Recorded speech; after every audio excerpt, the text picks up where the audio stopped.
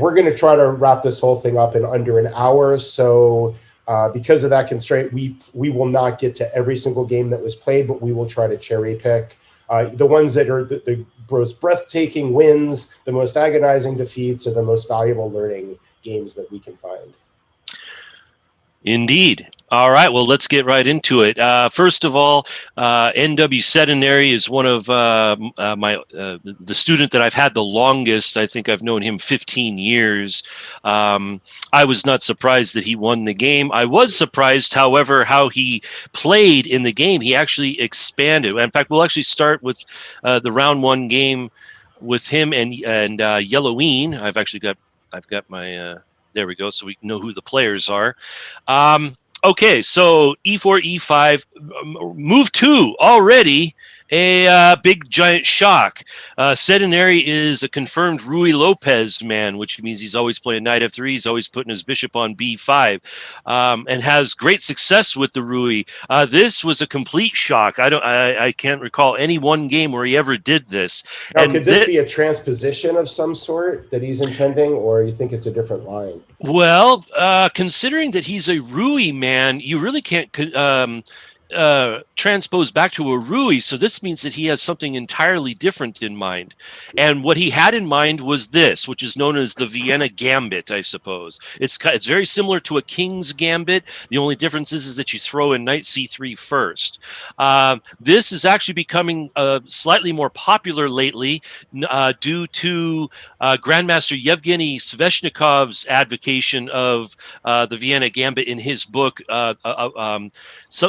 In fact, I own the book, but it's the title of it escapes me at the moment. But it's something about like a blitz repertoire, and this was his recommendation for the white pieces. I've also seen a video recently by, his name is Levi Rosman, I believe it is, who I think his channel is called Gotham Chess, and he also advocates for this particular line in a couple of his videos. And it is a trickier way to play the King's Gambit, only because, just because of one added move, knight to c3.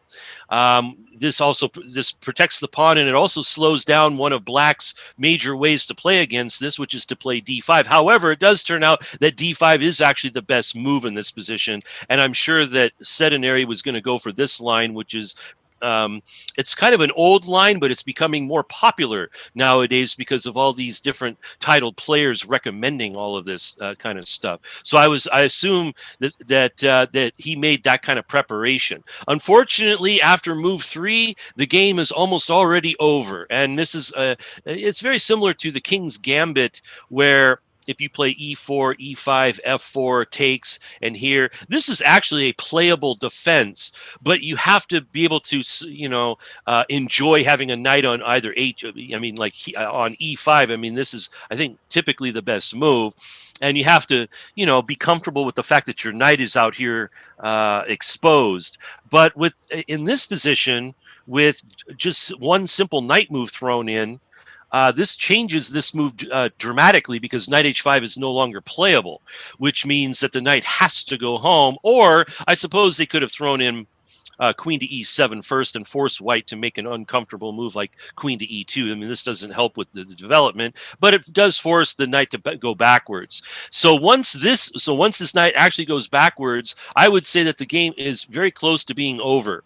Here's another instructive moment. This is very similar to the Charlie check, if you ever play bishop to b4 check, and it can be blocked by Charlie. This is also the same thing. Now, this looks like a beautiful diagonal until this move shows up, and after the pawn is recollected here, white has basically got an overwhelming advantage, which I believe he won without any further problems. Actually, he did, according to let's turn the computer off, because let's look at this through human eyes. So here he's got a massively developed position. The pieces start migrating towards the king's side, and then he crashes in with knight takes f7. Now, here, normally you would think, okay, if we play rook takes and bishop takes and king takes, well, I mean, of course, now white has disco powers, but I think this is actually way worse than this, because after rook takes, I believe white can just flick in knight to d5 or even e6. Something like this. What does he go for? No, not.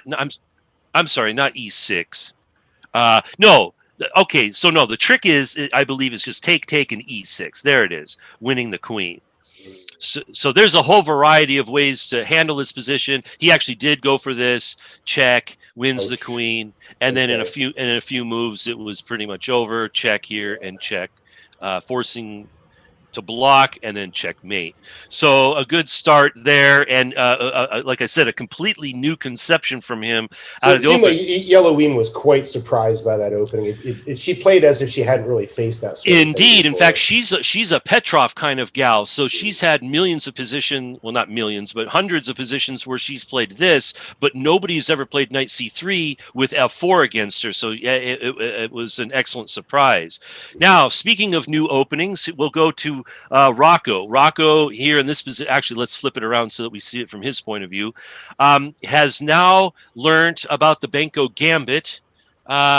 So there's quite a few people playing this, and this is his first game with this particular gambit against a human. I think he's tried this against the computer a couple of times just to test it out, which, by the way, is an excellent way to test out an opening. They've got Stockfish at various levels here at Lichess. You can, if you want to try out a new opening, just put Stockfish on level 1 or level 2 or whatever, and you could try out your new openings. Okay, so this is, of course, a pawn sacrifice. However, this pawn sacrifice was not accepted. So one of the things about the Benko is if your opponent does not accept the b5 pawn, then black is given two choices, with one of which could be quite good. One of them is to either push the pawn, or the other is to take and destroy white's mini pawn chain here. On knight c3, I think Rocco chose correctly to kick him, because this knight doesn't have too many good spots to go, and knight b1 was played, so white just lost 2 moves there. And here we have some early queenside aggression. So here, of course, black is threatening to take with check in some cases. He's also threatening, he's also stopping a takes b4. So knight to d2. So now this is still not on because it's pinned, but he takes anyway. So this is, I think, a very instructive moment, is that when you have a pin, sometimes it's actually good to keep the pin. It slows down your opponent's development, and it forces them to make some sort of uncomfortable move. Like, for example, if black just continues bishop to g7, if white makes a move like, say, knight to b3, this might break the pin that white is in, because it protects the rook. But on the other hand, I mean, the knight doesn't really belong on b3, so black is forced some sort of weird move out of him. So sometimes it's good to keep the pin. Here he breaks. He gets himself out of the pin. Queen b6, e4. So this is always threatening e5. So d6 is correct, slowing that down. Knight f3, threatening e5, so that is correct. Very good. So the study that we made with Rocco is paying dividends immediately. Bishop g7, castle, and here we have a typical Benko Gambit position, and black isn't even down a pawn. So I would judge this to be, fairly at least playable for black, if not pretty good. This is, I'd be happy to play with this. Okay, so bishop to a6. So this is normally where the bishop goes in the Benko. However, there's not too many targets over here anymore, so I'm not certain if this is a great placement for him. But he does get his queenside pieces in the correct formation. Having a5 would have thrown in might have been good. b3. So and look at that. He immediately corrects himself. So maybe his whole idea was just simply to move his bishop to get his rook over to the late place. And if that's the case, then he did this in the most efficient fashion. So that's quite good. And he eventually gets in a5. So this is all looking good. And white plays the typical break. Correct. And even here, I even talked about this just ever so slightly with Rocco about in the Benko, when white does break with e5, black, generally speaking, has 2 choices. One is to take a couple of times and, like something like take, and take. And so he ends up with splitties here like this, and white has a mobile center pawn, but black has... a little bit more open position, also has a nice square on d6, possibly to put a knight, this type of thing. This isn't really my taste, though. My personal the way that I like to do this whenever they play e5 is to just simply move the attack knight either to here if that's safe or here if that's safe, and let white determine what they want to do with the pawn. However, in this case, this one's a little bit more difficult because white did prepare this e5 move quite well. So Rocco goes for this option, and then rook to b7. Okay, so a little bit uncomfortable over here, but black has still got some good pieces. Bishop to h2. Important not to forget about that. By the way, one thing about putting the bishop on h2, like in the London system, this bishop goes to h2 quite a bit. It does clog up the air hole for white, so white no longer has Luft in these kind of situations. So white will have to worry about his back rank for a little while here. Queen b4, so the queenside invasion begins. Give me the queen. No. Okay, so we had an I'm kidding attack. Just go back and give white 2 free moves, which, like I've said before, is very, very popular here at the Seattle Chess School. They love giving away tempi. Here we have a target. So he comes over here to defend it sideways, which is quite scientific. Queen b4 again, another invading move.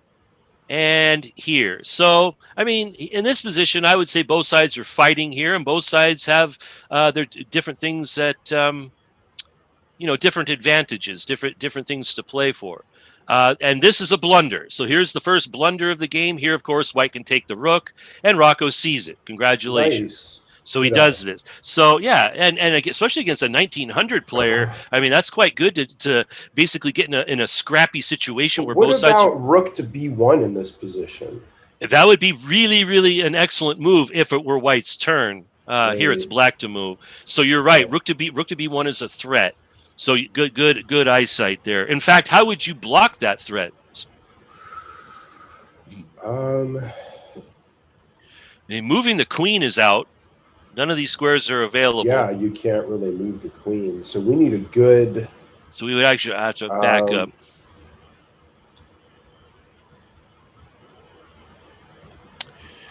In fact, that looks like the only move. Queen to b6. The point is that rook to b1 is seriously threatening to win the queen. So... you got to get her out of there. She's just out of squares. So that would be nice. Now, okay, so and just like I was saying, I should have mentioned that this tournament had a nice name to it. New Year's Rapid Swiss Open. Rapid is right. Our guys played really, really fast in every game. Mm-hmm. In fact, that one was interesting because that one actually took at least 20 seconds to come up with, which is to go like this. And I think his intention was to actually sacrifice the queen. On rook to b1, he's intending to take once, bishop takes, and then rook takes, and then just play the position. I think white has to play knight to g1 there. But unfortunately, this bishop on h2 had its say, and after take, the move that you were talking about, Steve, came in, and now all of a sudden black is losing just like that. He did try to fight on here a little bit, but this is completely devastating. Well, he saw the threat, but he just wasn't able to work out the right defense for it. True, which is another good reason why to play slow, especially in these kind of positions. But now this pawn's going to score, and white went on to win with good technique there. But I thought that was an excellent first round game. The other one was Timby here. Timberlake. Actually, the interesting part was the pawn endgame. So all this is we'll just zip through all this. They just played an exchangeaholic strategy. I trade, you trade, you trade. We all love to trade. The bishops come off. Queen check here, wins this here, checks them here like this, and then c4. So at this moment, this is where I think the game actually starts on move 33. In my personal opinion, I think that actually, according to the computer, I guess what Kyrie did was okay. I thought that white's queen was much better than the black queen, and so I didn't think there was any reason to trade, possibly like queen to e7 or something like this. But it might turn out that I was actually wrong about this assessment, because Kyrie traded queens, and according to this is winning. But the way that the game went, it looked a bit squiffy here. So it turns out that I guess I called him. Timby played his best moves. This move, So I guess c5 was wrong. I guess so. The point is that if the white king can amble its way up to f7, that avoids this move with check, and it also helps promote the pawn. So I guess if we do as Mr. Fish suggests, like for example, just a sample variation here, like this here, this. Actually, I suppose even before that, we could just simply play here and threaten a queen. And then if the king comes over, we can go like this and queen with check, which will certainly win for white. So this is probably a case where, just like in all king and pawn end games, it's usually the rule is king first. So getting the king into the game will win. As it was, an interesting adventure happened here. A5, D6 here. So this looks scary. The snow plow here, but unfortunately it can't make a queen. So now it was at this moment that I believe Timberlake actually thought for a long time. Oh, Well, nice. It's too late now because his own king's not in position to stop the black pawn. True, but the point is that if he can get his king to f7 and force this through with check, then that will be stronger than a pawn sitting here already made a queen. Okay, but then this move happened. Was it here that he thought for a long? No, he didn't even think for a long time. But nevertheless, he has to come up with something very good here because black has actually done a very good thing with their king. So, like for example, if e7, there's no threat here. So he could just simply play a2. And white would like to have his king on e6 so that he could mate him, but he's 2 moves away from that. 2 moves away from that. And in the meantime, the queen will happen and the queen will come back to f6. So that will be that. So here, Timberlake finds this move. King e7, and then the correct move, which is to sacrifice the first part of the snow plow. So, of course, this has to be captured, and then he gets his dream of king to f7 with the support of the pawn. So black correctly runs away, so that's not check.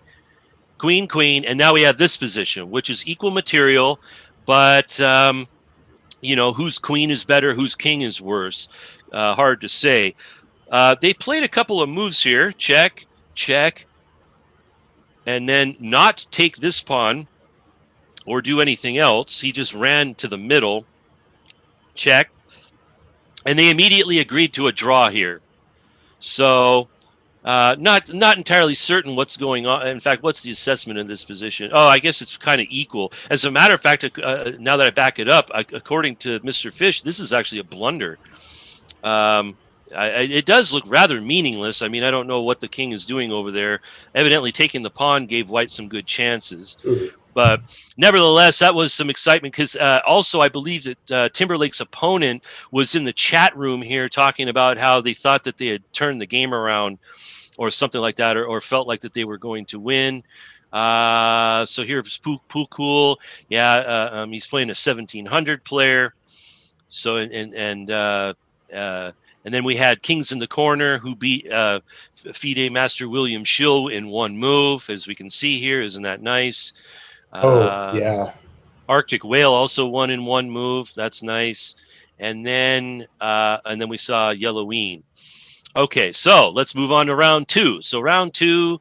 Actually, I know that there's a big rating difference here, but the interesting part was the end. So here we have a Tory attack versus a King's Indian, knight c6, bishop f5, here. So what Centenary is doing here is fairly typical. Take, and this is kind of an interesting setup where both sides have play pretty much all over the board. So, here white's going for a queenside pawn storm. Black's developing. Black gets rid of the London bishop. Counterattacks in the center. And then forces the knight back to e1. Or maybe the knight didn't have to go to e1. Maybe he could have gone to h2. Okay, so then this move happened. So this looks like it's a tactic. I was wondering what the tactic actually was. For example, if you actually take this one, what is black intending? Is black intending this with a fork? If that's the case, then this looks like it defends the fork. There's nothing here. White's defending it. So this possibly was a blunder here by Centenary. I think we could just take the bishop. White got scared, though, and went like this, which looks like it's a very nice move, a nice little fork. But unfortunately, black can take one of the attacked pieces and attack the queen with it. So when the queen moves away, then he just moves the bishop away. So this whole combination wins a pawn for black. And actually, black was threatening something, or actually was not threatening something until white played c4. Now this. Oh, no. Yeah, now this, I mean, it looks like we're trying to still play in the center, but the problem is that the queen is crowded. And here, white resigned. This queen is actually trapped. Can't go to here, can't go here, can't take, can't go this way, can't go left or right, can't go up. And the queen is going to be lost for the rook. So white just chose to resign. So that's a case of a crowded queen. That's Georgy Orlov's phrase for it, the crowded queen. And I totally agree there. This is brother versus sister, part 75. Not much happened there. Oh, here Timby actually had to suffer through a nice little attack here. I'll give Aditya Bang here some credit. He fully earned his 29 rating points here. Okay, so here he plays the beginner attack in the Sicilian. And even with the castles move. So this is a type of thing that Timby's had many times. Although bishop e2, that's normal. Queen e7, and then they actually open the position. The full beginner attack is when they play d3. So here he tries to get an open Sicilian, but you can even see by the computer assessment that the way that white has played it has wasted time. Normally in these variations, the white immediately goes to bishop to e2. They don't go bishop c4 first and then go bishop back to e2, not in the open Sicilian. So black already has a nice little thing. And then evidently white blundered here with f4. The reason why is that if black actually kicks this knight can go nowhere but back home again. So this is something that we've seen in 3 games now, where knights get developed, knights get kicked by a pawn, knights go back home again. Boys and girls, this is not a great way to develop your knights. It's not a great way to treat your knights once you've developed them. So for that reason, in some cases, it's actually good to make a move like this and actually keep your beautifully developed knight from being kicked again by a pawn. Here, white went totally aggressive, and then Timby didn't see it and just developed normally. And after this move, now all of a sudden, white had threats with e5. So check him, and then queen b6, e5. So there's an attack here, attack going this way.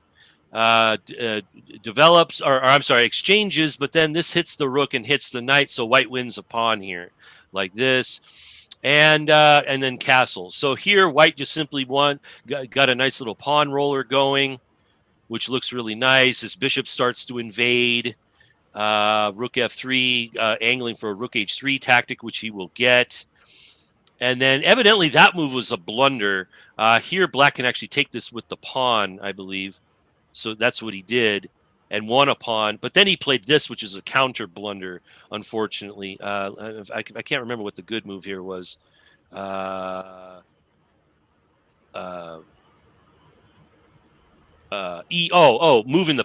the pawn. That was it. Trying to divert some of these pieces away. As it was, he was trying to double attack the pawn, but this one was an awesome defense that had a huge threat to it that Timby didn't see. Oh no! Timby went like this, and here Aditya Bang hit him with bang, just like this. And this is awesome because he's threatening mate, so he can't take the queen, and so he takes the pawn. And even here, very accurate, he says, okay, you could have my queen again. So now, of course, this and this are hanging. But the problem is if he takes the rook, this leads to mate. Mm-hmm. If he takes the queen, this is mate. And that's actually, I don't think that's what happened. What did he do here? No, he did take the rook and then check and then resigns. Yeah, it's interesting. The king was so bound in such a mating net that I'm a little surprised Timberlake didn't sense the danger and maybe a couple moves prior start finding a way to defend. But then again, when was an opportunity? What was the defensive move here, Matt, in your opinion? Well, let's see. Backing up, let's see on this move. They thought this was a blunder. The computer thinks that this move is a blunder. Must be because Yeah. another move is required, I would guess. Well, what they're saying is that it's e4 that's the winner here for black. The point Right is that away. the queen's getting try to divert from here, but if it does not get diverted, then the pawn is just going to keep going. Remember, the queen needs to be on the h file to make this attack work. If the queen is, like for example, the queen is forced to go to here, the queen is miles away now from the h file, which means that black. It's black is the one that has the attack, not white. That's kind of the point. But nevertheless, got to give credit where credit's due. The guy found the nice combination and sacked his queen twice and won a nice game. Satisfying victory, I'm sure. Indeed. Okay, so then this game happened. Now this one again, this game wasn't all that interesting until you got to the king and pawn endgame. It was just a typical English white. Let's see, when there was 6. Okay, so nobody won any material. They're maneuvering around. Get to a 4 rook endgame. Exchange off some stuff. They exchange off pawns. They exchange off pawns. Here, this. Okay, so this was actually the interesting. This is where the game starts to be interesting. Also about move 34. Okay, so in this position, black had a problem of defending this pawn. So white had actually crowded the rook, and Rocco was about to win this pawn. However, even if black just backed off and took here, I'm sure with best play, black could probably hold some sort of draw, even though they're down a pawn. The reason why is all the pieces are perfectly well placed. The rook is far away.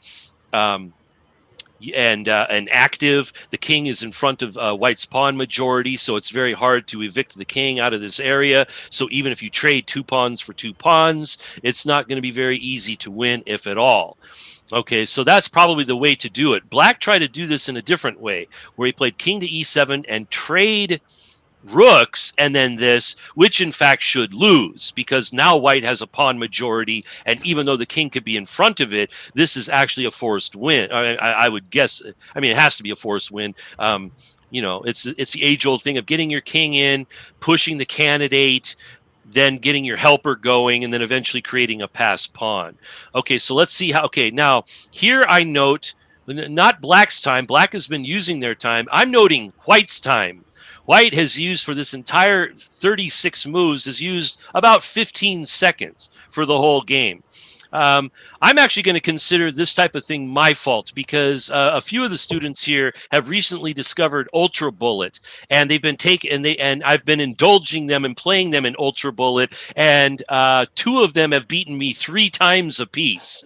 And I think that they took those victories and thought so much of them that they're now playing Ultra Bullet in regular chess. Well, what does that prove, though? It proves not well.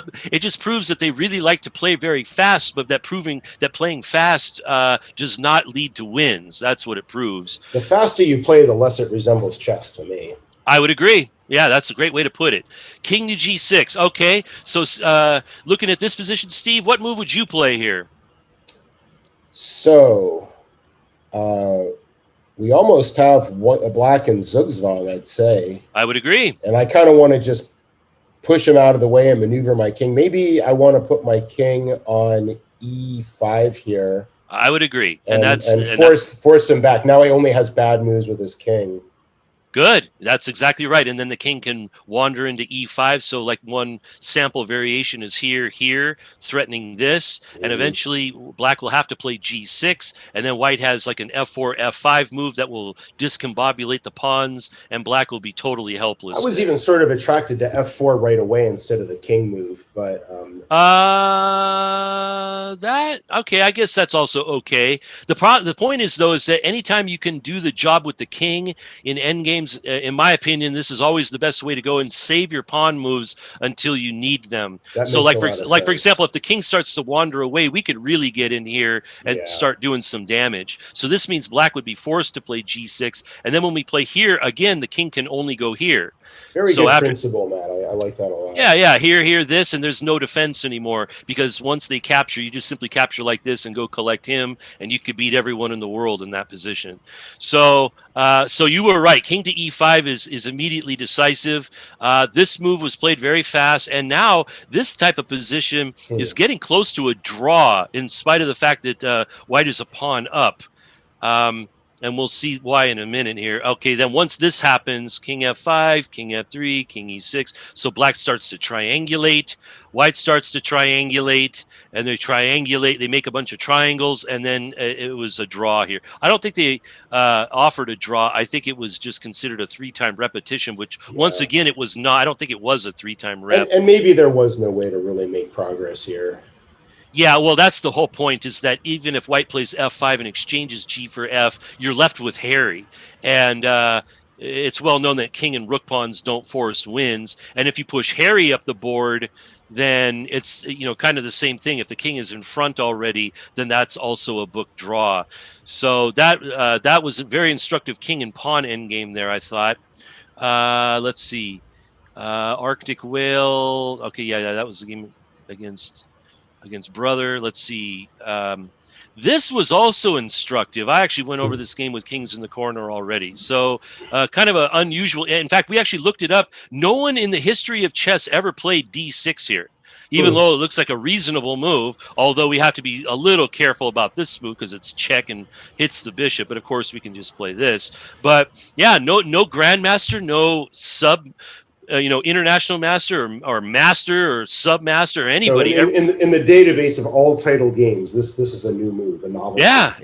And But is it playable or is it a bad move? Well, let's check out what he gets out of the next few moves. I mean, he develops a few pieces. He's holding his center. He's also going for his favorite setup here, which happens to be all of this. A3.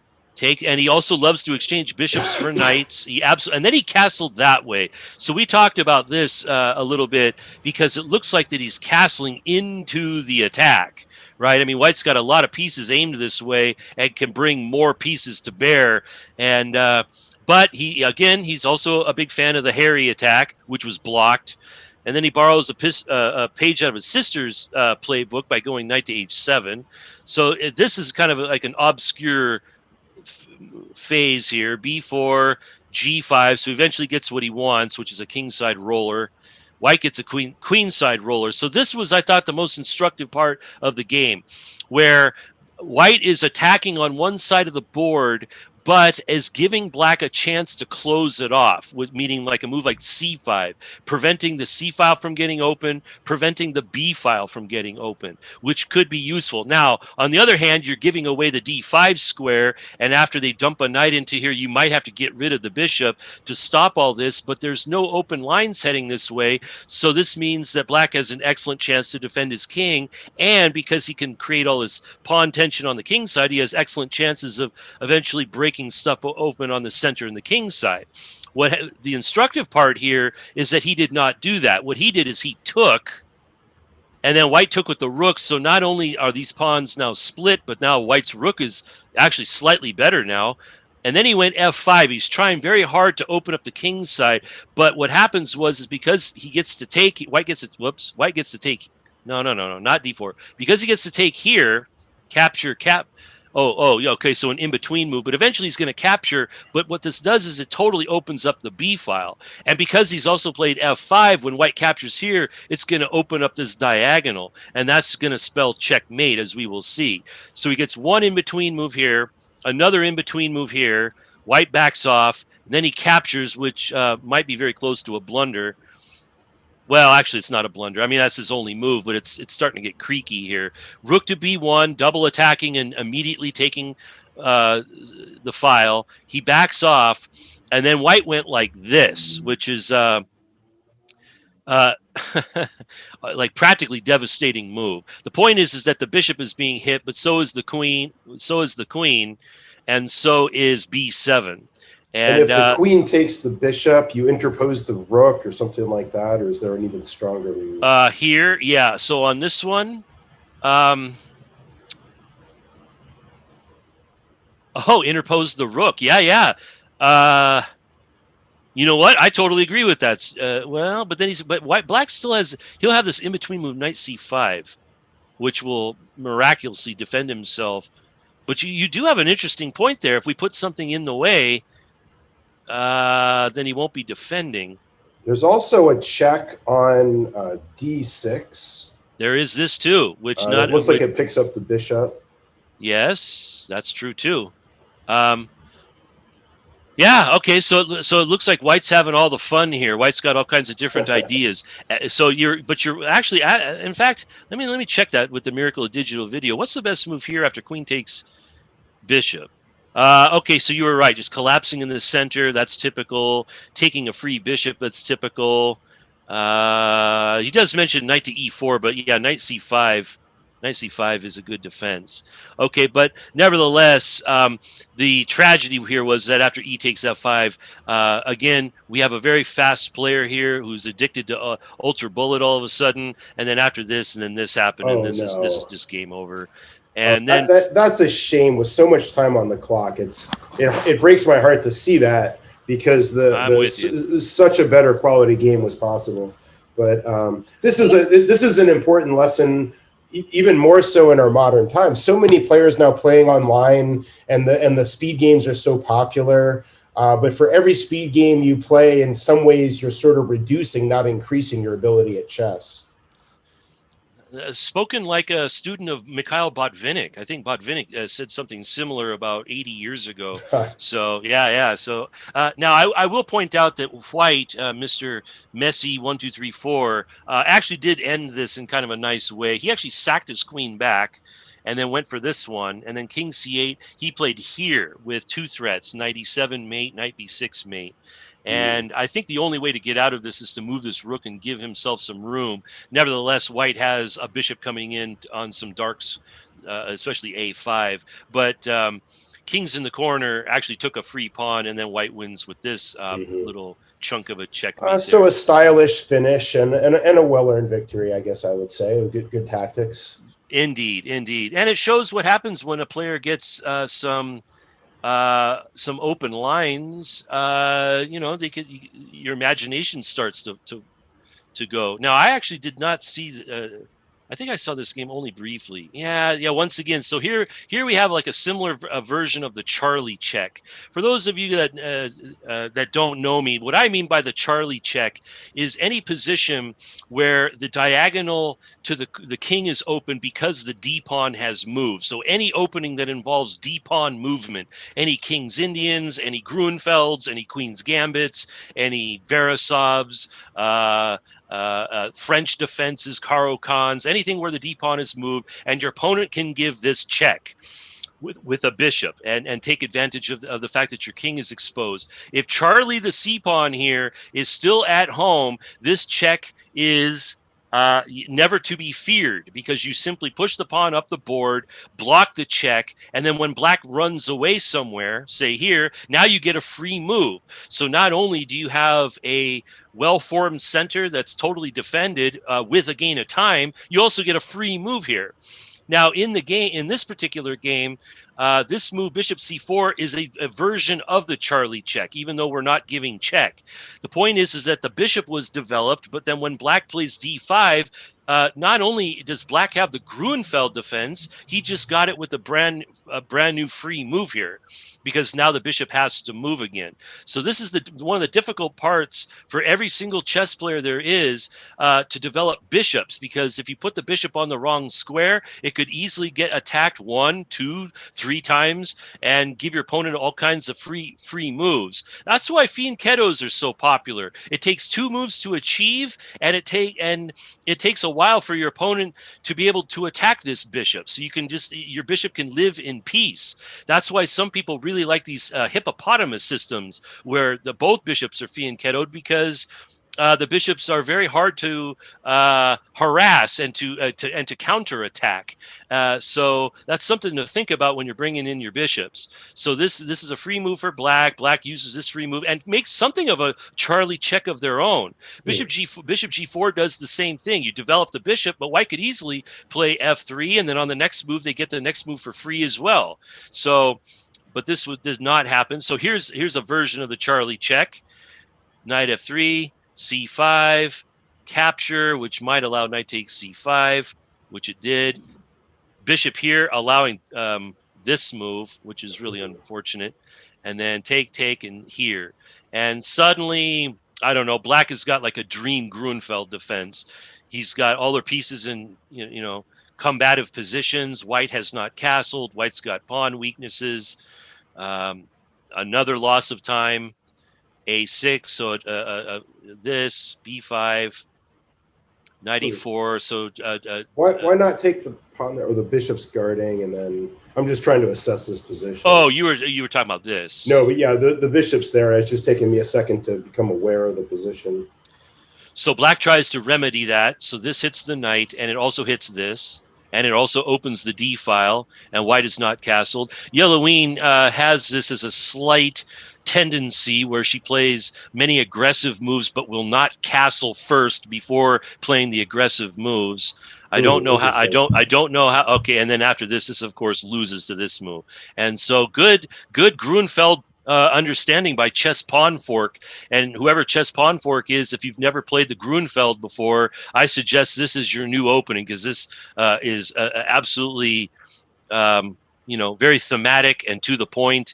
And right. So, okay. Could we so take then maybe a look at a game that was played by two of the non-Seattle Chess School students, maybe one of the top higher rated games? Okay, so we haven't seen anything from Stalemate yet here. So let's take a look here. So here he played a 1700. Here he beat Aditya, who had that good technique against. And this looks like an attack. So let's actually take a look at these two guys. I don't know either one of them. Stalemate 008 and Kid Curry. So Sicilian defense, a real one, with D6 and G6. It's funny, the computer doesn't like G6, but of course the dragon is perfectly playable. So let's see how much dragon theory they know. Book. That's book. That's book. That's book 2. This is more Grandmaster book.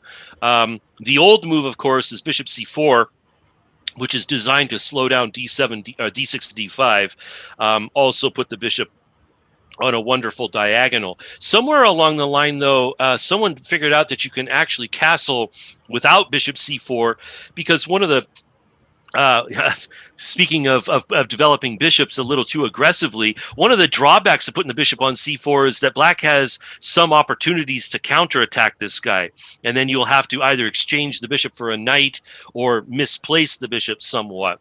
So this type of move, you do not have this problem. Here, white developed a bishop on e3, but notice that the way that white's pawn structure is set up is that this bishop is unavailable to attack, which is a good way to have your bishops if you can get them. So here, the most bookish move is d5. Let's see what black knows. Black does not know d5. So I would say that this is more of a what the Dragadorf, where black is intending b5 and possibly e5 in some situations, which is playable. Actually, the computer didn't like a6. So yeah, d5 was best. Yeah, d5 is the book move. Anyway, so now white puts the bishop on c4. This. Okay, so this is what I mean is that, like I said, the one drawback is that we have knight a5 trying to eat this guy. A lot of times in these kind of variations, black can also take here and then play b5, which is something accredited to Veselin Topalov. It's called the Topalov variation. So b5, so he does it without capturing. H4. So here we have the Bobby Fischer sack mate attack, where white's just intending G4, H5, take, and then just go for a blistering attack, possibly having to sacrifice material in order to rip open the king. So knight a5, immediately trying to jump on this guy, and here they come. So one possible defensive maneuver here is h5 to try to slow down the sack mate attack. Black typically does not want white to play h5. In fact, that's usually the thing that kickstarts the whole thing. I wonder if h5 is even playable here. Actually, what was played? He didn't play. Okay, so he took first, and then went h5. Okay, so black knows a little bit of the thematics here. So the idea here is to not allow this rook to participate in anything that involves the black king. And if we can get him to play g5, that will, like for example, this move, white now can't get the bishop onto h6. The queen can't get over here. Black can just simply defend his knight. When I've played the dragon and had to do this, I've typically gone here. The idea is that we can play rook to e8 and knight f8 and then eventually recycle the guy and keep the lines closed. What did white do here? Okay, so white knows what they're about too. He doesn't want to close things off. This is going to force the action. So take, and then here. Okay, so now, of course, we don't take with the pawn. That's terrible. So we take with the knight. That's a good move. E5. Idea here is to bust open the D line.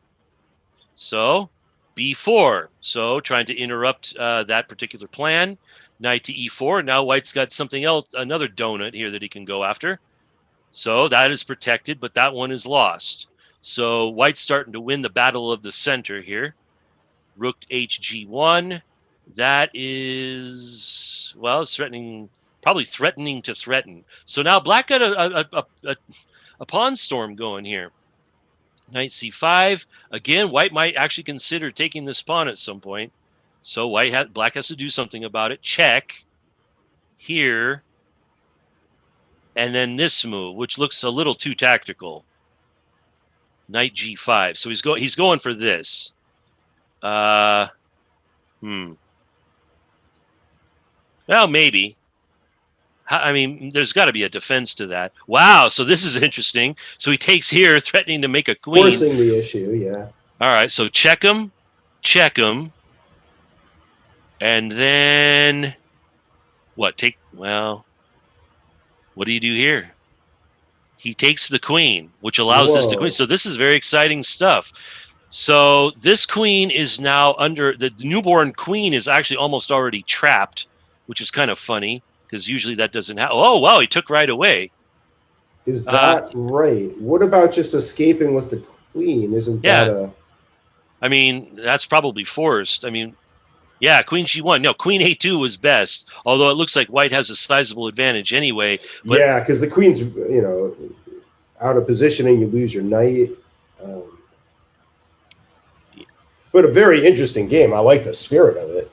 I do too. So both sides had a quite combative check. That's a good intermediate move, and then back again. And now the G file is weak. That was good little maneuver there by white.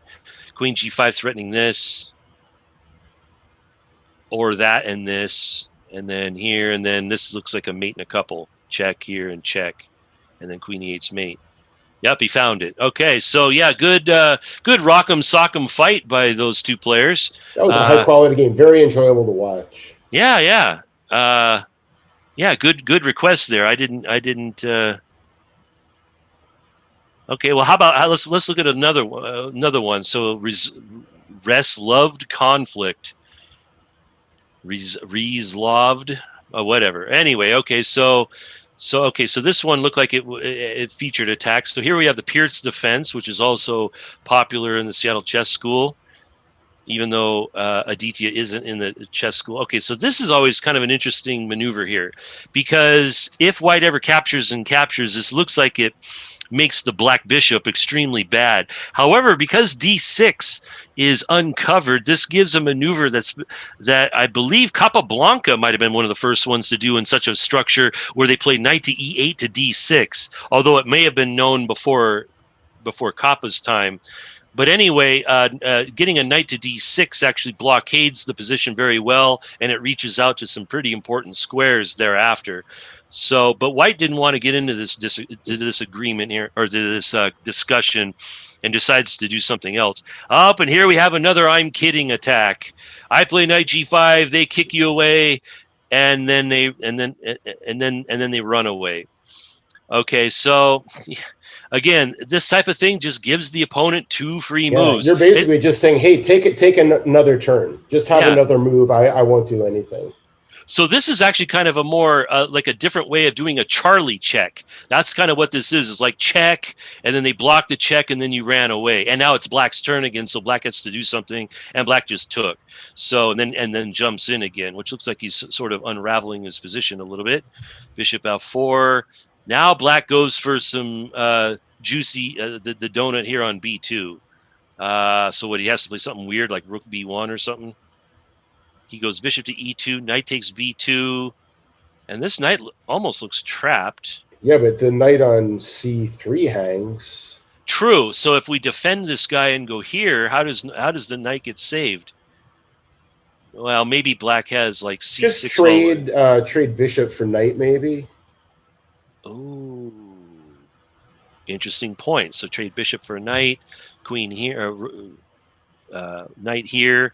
I would suggest this is a tempo move because here we're threatening this. So we're saving. So we're hitting. You get a little damaged even if you don't lose the whole piece. Yeah. Well, now you're getting mated, or or you're losing. It's like Vega mate there. Yeah. So in fact, it looks like that white has a winning position here. Unfortunately, in this position, he went like this to hit the knight, but overlooked that he had a dark bishop. Oh. So that loses the knight. So resolved. Tried to resolve this issue. So he does try to. So at least black's got kind of a airy king side here, and it just got airier. So you might have chances based on that factor.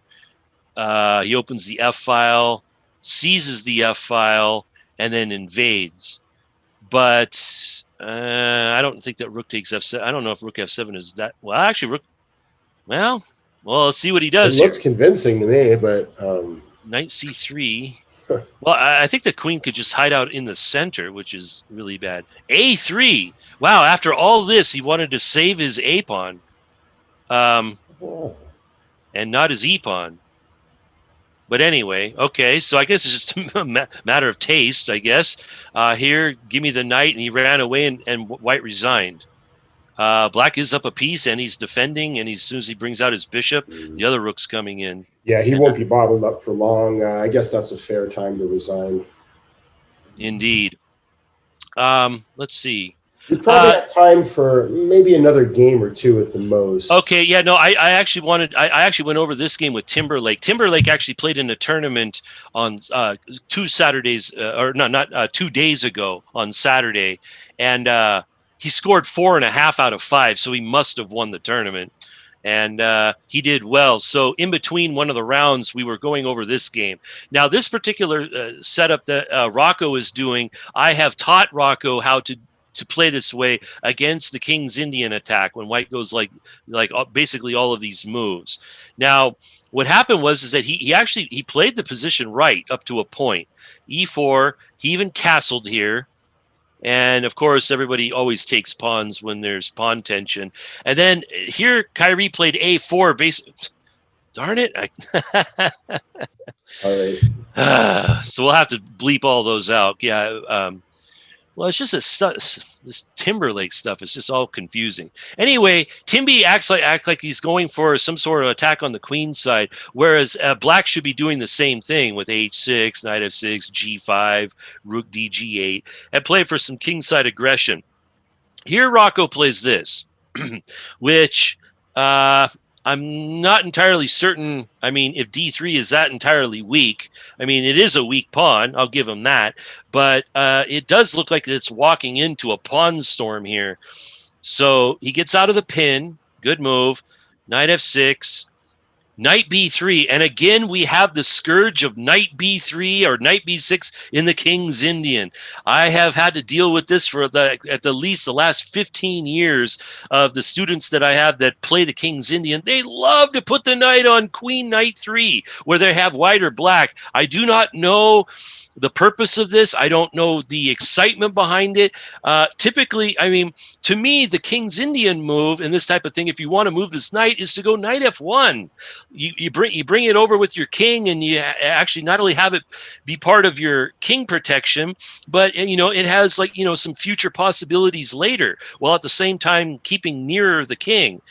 This Knight B3 thing, I don't get it. Anyway, so here we have some exchanges. Was there a tactic with bishop to G3 there? The move just calls out to me. There's a bishop to H3 check.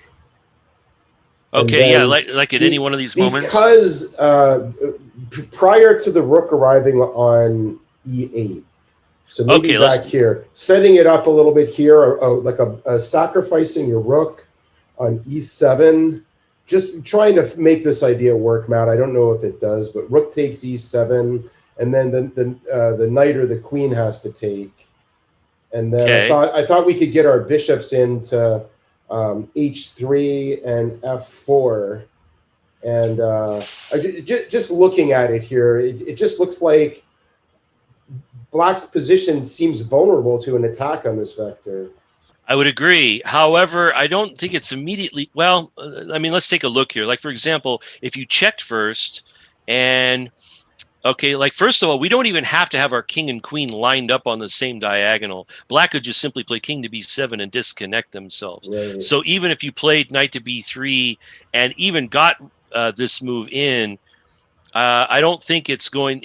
That won't be enough. But even if you did all of that, so let's say like check here, knight b3, and even if we ignored it, let's say we just played h6 or something like that and ignored it. So first of all, if white played bishop f4, you could play this and defend yourself. Right, that was totally defended. Second of all, if you captured like this, yeah, of course, if you take with the knight, then this is you're right. Right, but if you take with the queen, I mean, what is this really? I mean, here, you have a check, and you could even hide out on a8. Okay, and actually, I do agree. This does look a little bit uncomfortable. However, white did sacrifice material in order to get this position. It just, at a glance, it doesn't look like he got enough for a sacrifice. No, but you did. I think you did highlight one of the drawbacks to this bishop to a6 move is that it does weaken some critical points in the position here that white could try to take advantage of. And white actually did take advantage of this, but not quite in this way. He actually just went for some trades first and then hit him here. Okay, so just like with kings in the corner, whenever someone is attacking you, and like I said, whenever there's a one pawn storm, I call this the can opener. So white's trying a can opener to try to open white's position just slightly. Here, of course, black should ignore this, or at least do something like this and close it all down. So, and in fact, here I noticed 16:04 on the clock. So this means that they're basically playing at 1,000,000 miles an hour. And here he took. And like I've said many times, in take, push, sit situations where there's pawn tension, most kids, 99% of the time, always take. And here is a great example of why you shouldn't do it, because after take, this knight b3 now becomes something good. It actually jumps into the position. Exchange is off, and now black's king position is totally untenable. Queen b6, queen a4, already threatening here and here. Black does win the d3 donut, but after this one, it's pretty clear that bishop h3 is a problem. There's pressure on the rook on e8. Right, so rook a8 is a problem. All this is bad. Rocco tried to win a pawn, but after queen c6 check and queen c7, black was mated. So, all right. So, yeah. So that, let's see. Let me see if there was one more. Was there one more game that no, that's okay. So he beat up on the 1400 player that had a same with Yelloween, beat up on the same guy. This one, Friendly Puppy, if you want to talk about fast chess, all you have to do is look at his time at the end of the game, 17:07. This kid, whoever this guy was, played at many miles per hour and ended up losing. Actually, the fastest one was Timby versus Arctic Whale. Was that last round? Yeah, last round. Look at this at the end of this game. Both sides have more than 19 minutes. Whoa. In this game. So yeah, no move confused them. Wow. Yeah. So right. So there was some very interesting moments, and there was there was some excitement. Let's see. The last one I'll mention here was between first and second place. They eventually battled. Sedinary is very similar to Timberlake. In fact, his younger self, he actually used to be very similar to Timberlake, where he would develop pieces and then trade them off pretty much as soon as possible.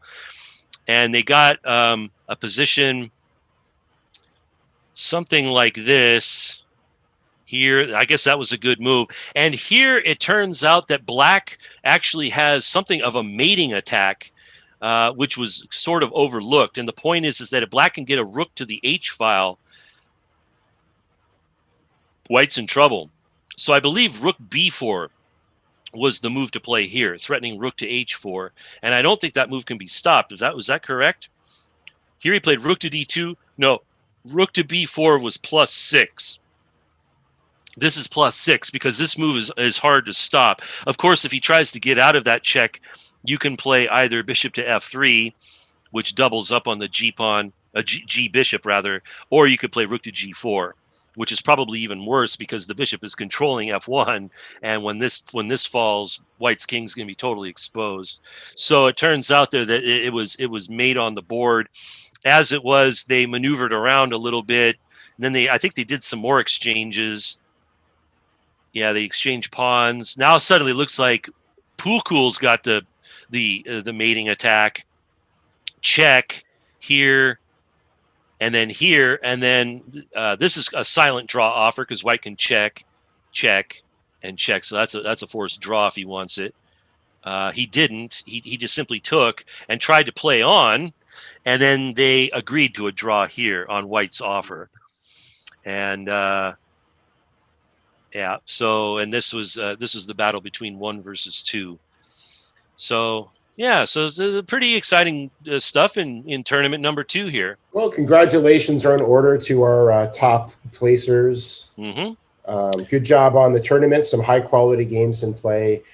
Thanks everyone for coming and joining our free chess community, and we hope you've enjoyed this commentary by Matt Fleury.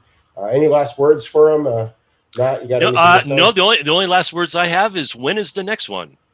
When is the next one? And we will be announcing that soon. In fact, we're gonna be putting together a whole schedule for 2021. Wonderful. So we'll look forward to hearing that soon. Yeah, we'll look forward to doing some commentary, and I promise the next time it will be live. Okay. Right. All right. Thanks a lot, Matt. Thank you, Steve. Later.